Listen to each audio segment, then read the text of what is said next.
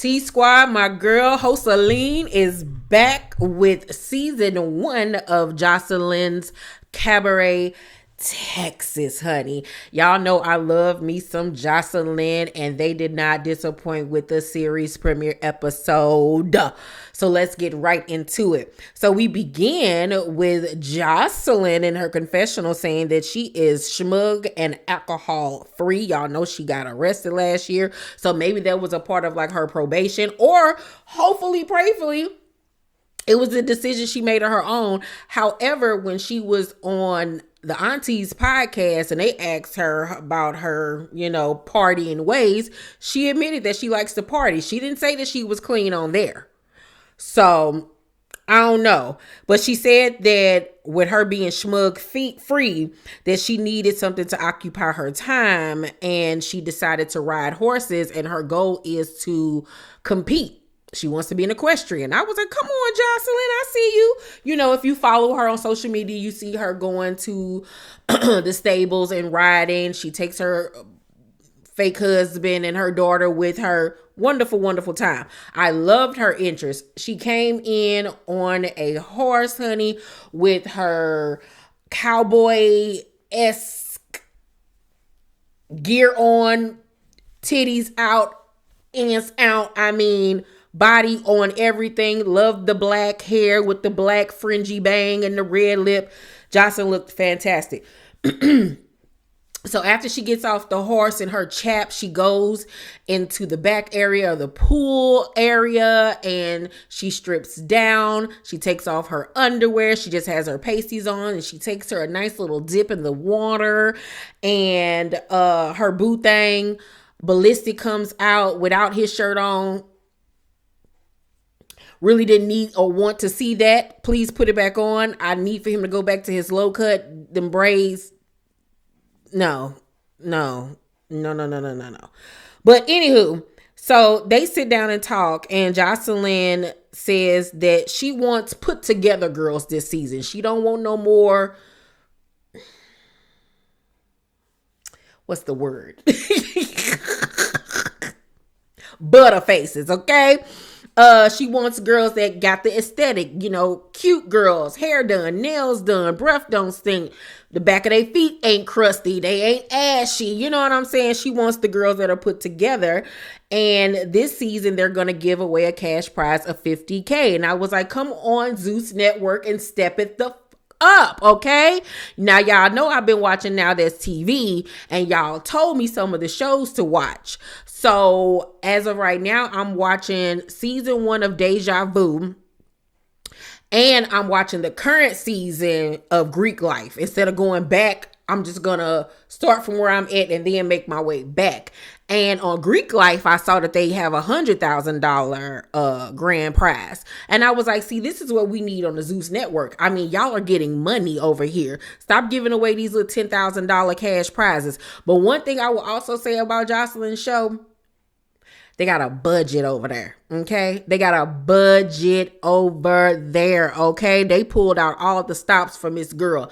And I think where I love both shows, don't get me wrong. I love Baddies and I love Joseline. I think they're two separate different shows or whatever. The only thing that is pretty much the same is that Natalie and Joseline are both bitches and that the girls on there fight, right?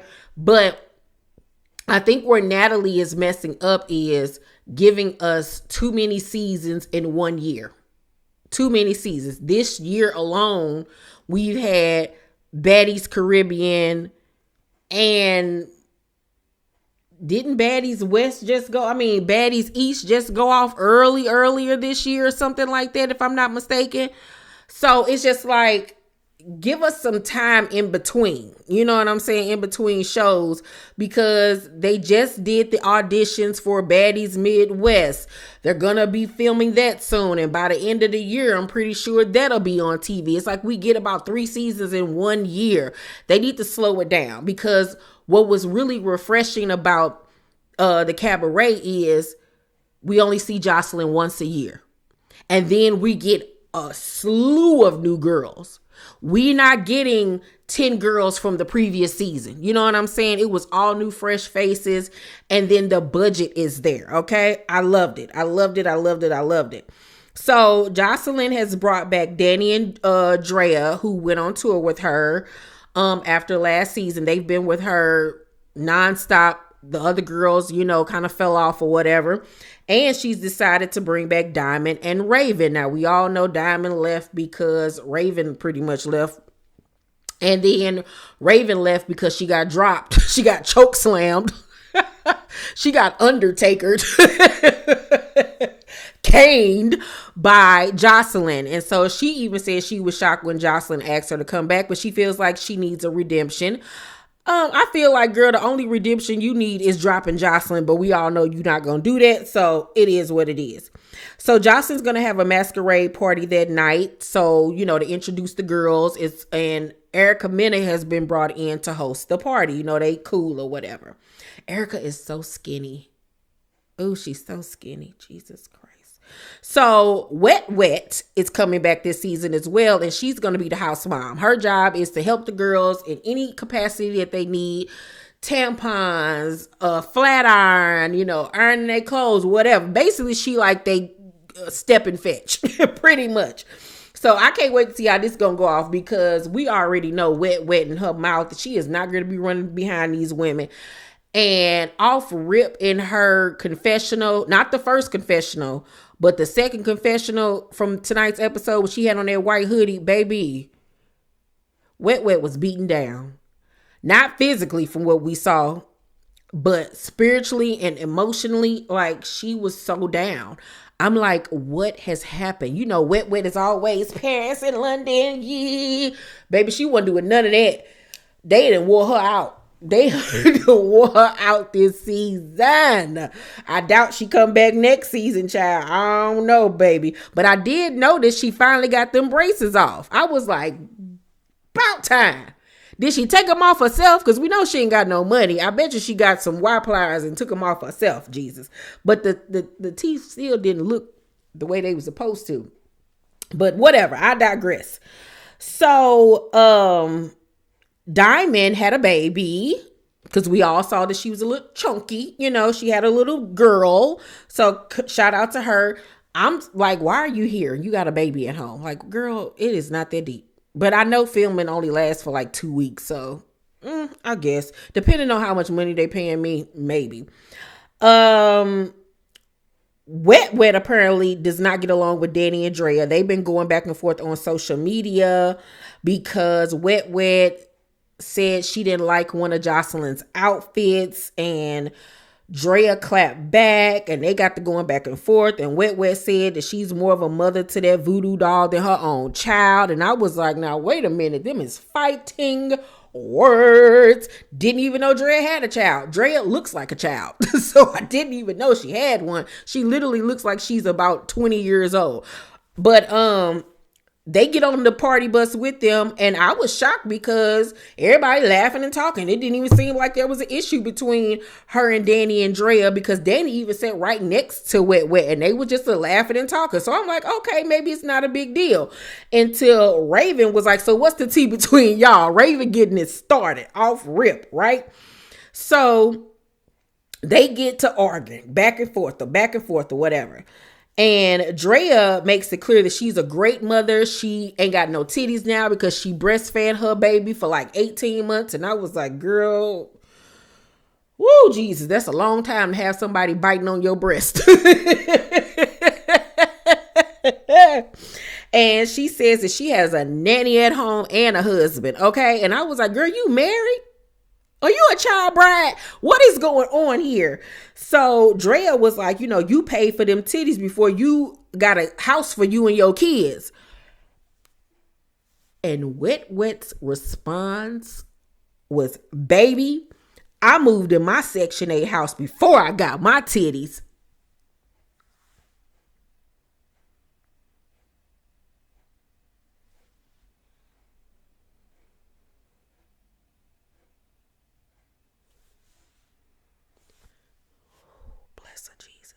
Like, you can't make stuff like this up.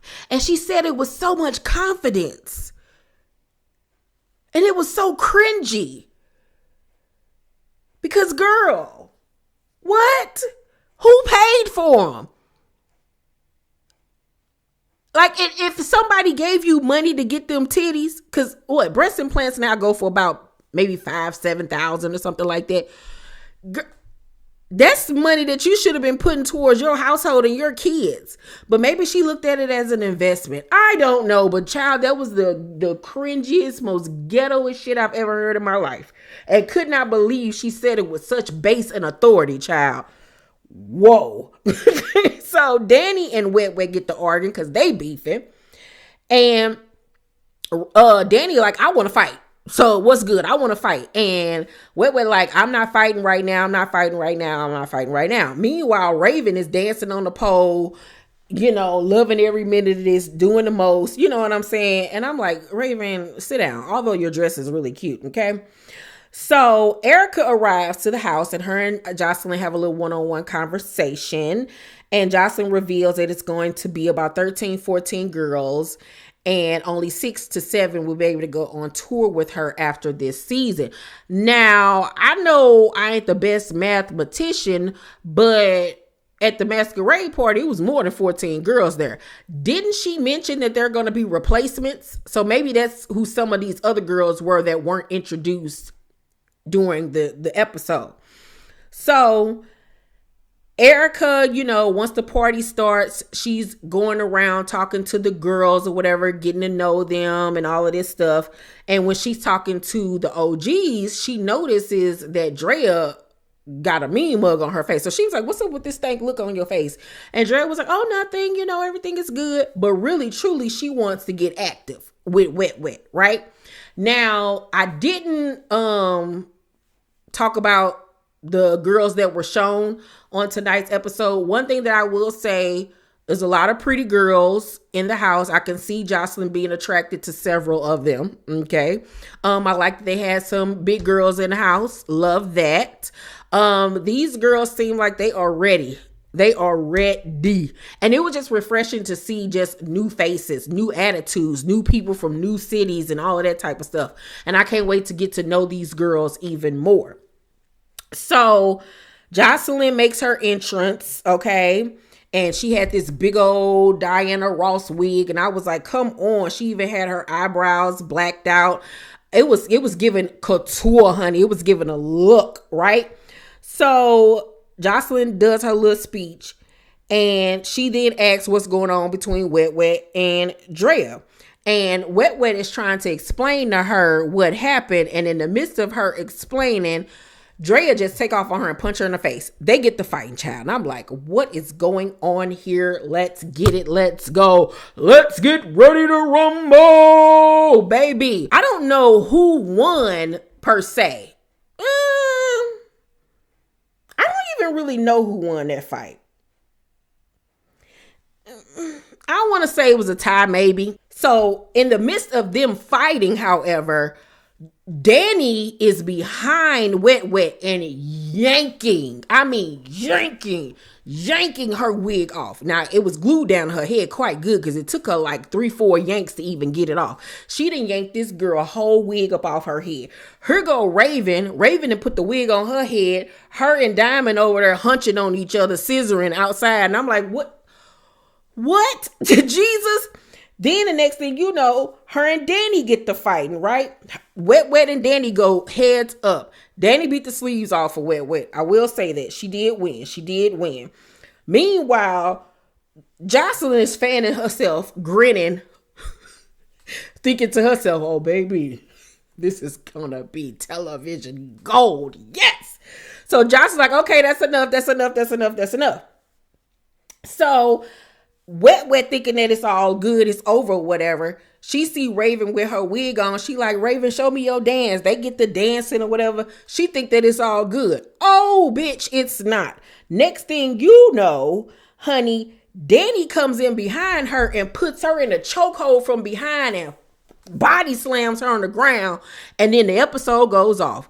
Baby, I was like, come on, Cabaret, come on. First of all, the production was great. They spent money on this masquerade party. They had dancers, they had the balloons, they had a DJ, they had drinks flowing. And I did see guys mixed in with the ladies. Now, y'all know earlier this summer, Joseline filmed a male review show. Now, I don't know if it's going to be on Zeus, if she sold it to Zeus or not, but there was some guys in the audience. So I'm thinking like maybe these are some of the guys that's going to be on that show, which I'm excited about, okay? But yeah, the season premiere episode was everything. Next week it's going to be even more altercations. I mean, we already got how many tonight? It was like 4 fights on tonight's episode. And next week, the girls are going at it. And I cannot wait. Season premiere episode in A, all the way. Y'all let me know what y'all think about this season so far of Joseline's Cabaret. Are you as excited as I am? Let's talk about it. Please make sure to thumbs up this video, you guys, and tune in tonight at 6 p.m. Central Time for my video on Mel exposing the behind the scenes tea on the Love and Marriage Huntsville curse and Destiny and Carlos. This is a 3-part series. Part 1 airs tonight at 6 p.m. Central Time. You do not want to miss this because, baby, I was gagged, gooped and gagged, all right? So I know y'all gonna be. Make sure y'all thumbs up this video, subscribe to my channel, and turn on your post notifications so y'all know when my videos drop. I love y'all, and I'll see y'all on the next one. Bye.